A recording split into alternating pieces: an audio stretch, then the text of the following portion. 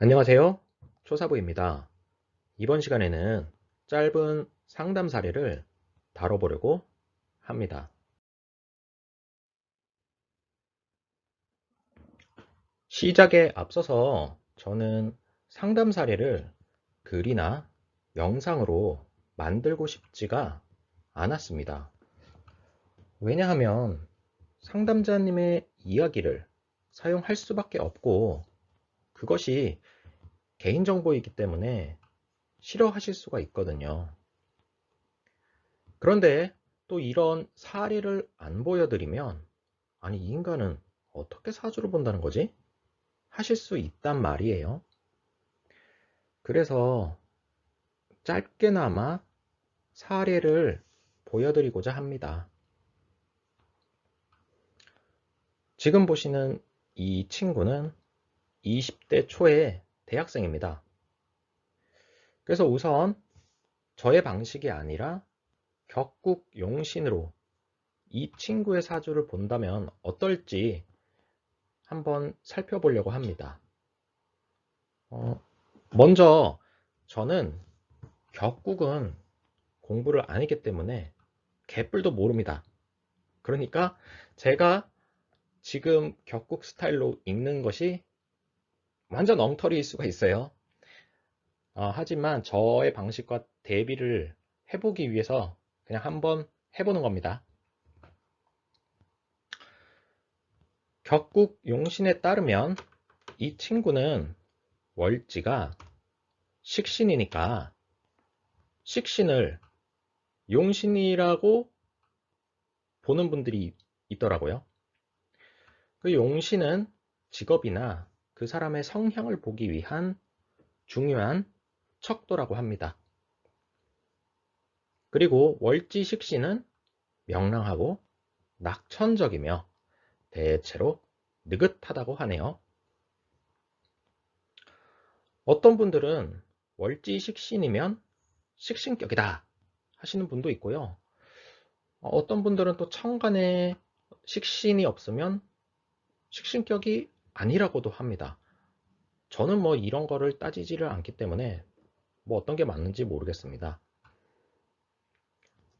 어쨌든 식신격이라면 말을 잘 하는데 순수해서 속에 있는 말을 다 해버리는 타입이라고 하네요.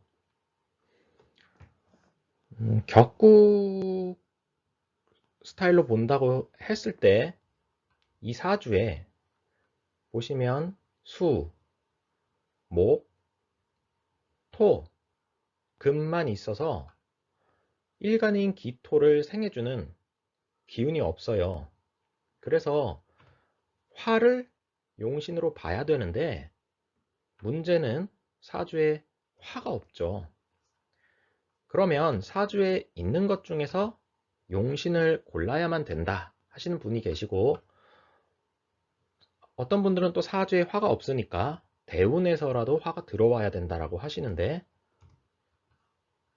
71살에 들어오니까 이 사주는 배렸네 이거 뭐 이런 식으로 말씀하시는 분들도 계시죠.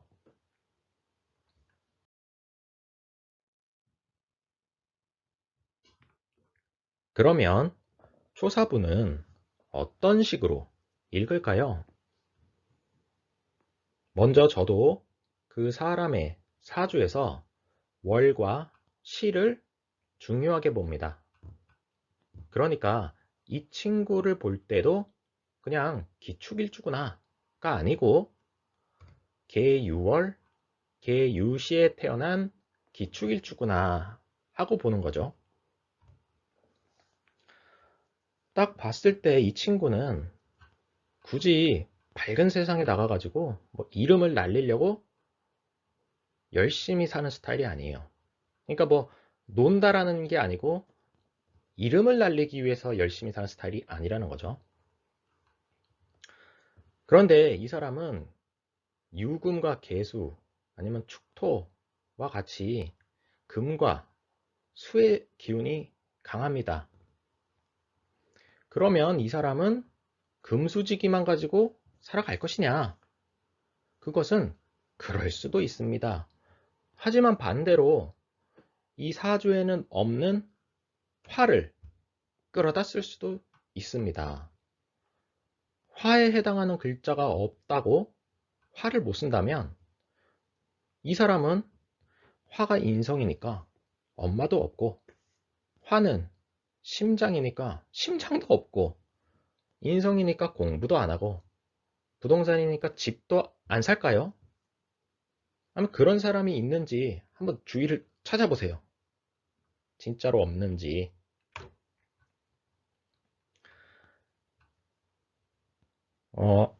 아무튼 간에 그러면 격국하고 또 비교를 해볼 때, 격국에서 아까 월지 식신이니까 뭐 명랑하고 느긋하고 속마음을 다 표현하는 그런 사람일 것이냐? 제가 볼 때는 아닙니다. 이 사람은 매우 조심스럽고 자기 표현을 절제하는 그런 사람이죠. 그리고 어떻게 보면 욕심도 되게 많고요. 그리고 대운을 봤을 때 병자 대운이니까 사회적으로 치열한 직업보다는 공부, 뭐 자격증이나 공직, 공무원, 아니면 가르치는 분야를 가려고 할 것 같다고 이 친구에게 얘기해 줬어요. 그랬더니 선생님을 준비하고 있다고 하네요. 그러면서 올해 시험을 본다고 해요. 그러니까 이 친구는 시험에 붙냐 안 붙냐가 궁금하단 말이에요. 그러면 시험운을 사주로 볼 수 있느냐? 그것이 문제일 텐데, 물론 사주로 예측은 할 수 있습니다. 답변은 어차피 세 가지예요. 붙습니다. 떨어집니다. 모르겠습니다. 그런데 여기서 모르겠습니다는 빼고 붙어요, 떨어져요 라고 선택해서 얘기를 했다면 어차피 맞을 확률은 50%예요. 반대로 얘기하면 사주를 하나도 보지 않고도 50%의 확률로 맞힐 수 있다는 거죠. 그러니까 제가 붙냐 안 붙냐를 얘기해 주는 것보다는 결국에 본인이 얼마나 노력을 했느냐, 시험을 얼마나 잘 봤느냐에 걸린다고 보면 돼요. 예를 들어서 내 운은 95점이에요. 그런데 남이 100점이라면 어떻게 됩니까? 예를 들어서 내 운은 100점이었는데 시험날 너무 떨어서 망쳤다면? 그러면 떨어지는 거란 말이에요.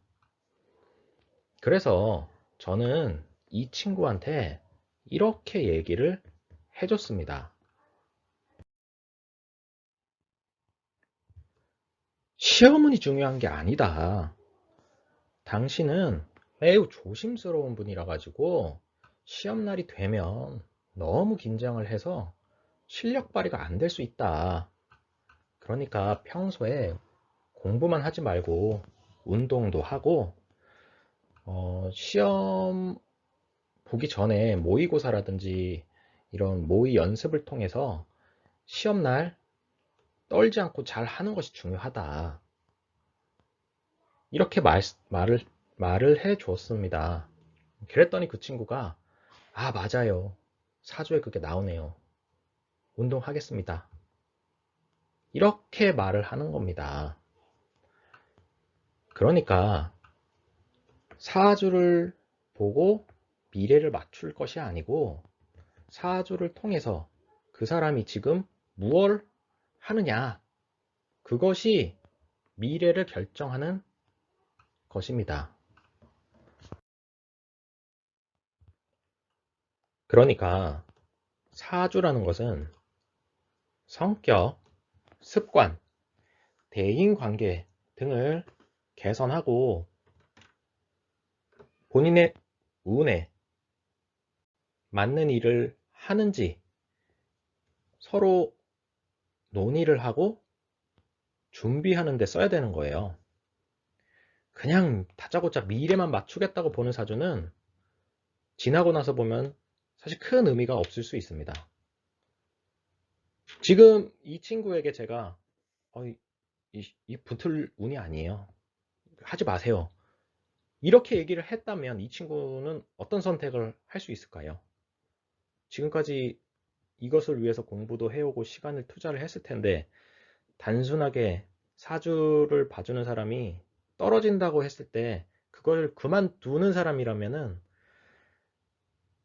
반대로 얘기하면은 선생님이 되고자 하는 의지 자체가 엄청나게 없었다라고밖에 저는 보여지지가 않거든요.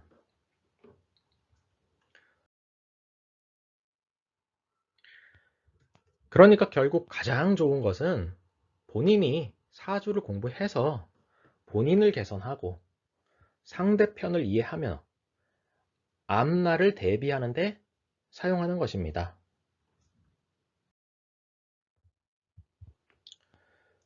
초사부 스타일로 상담을 하고 싶다거나 아니면 공부가 하고 싶으신 분은 아래 링크를 통해서 저에게 말을 걸어주시면 감사하겠습니다. 지금까지 초사부였습니다. 감사합니다.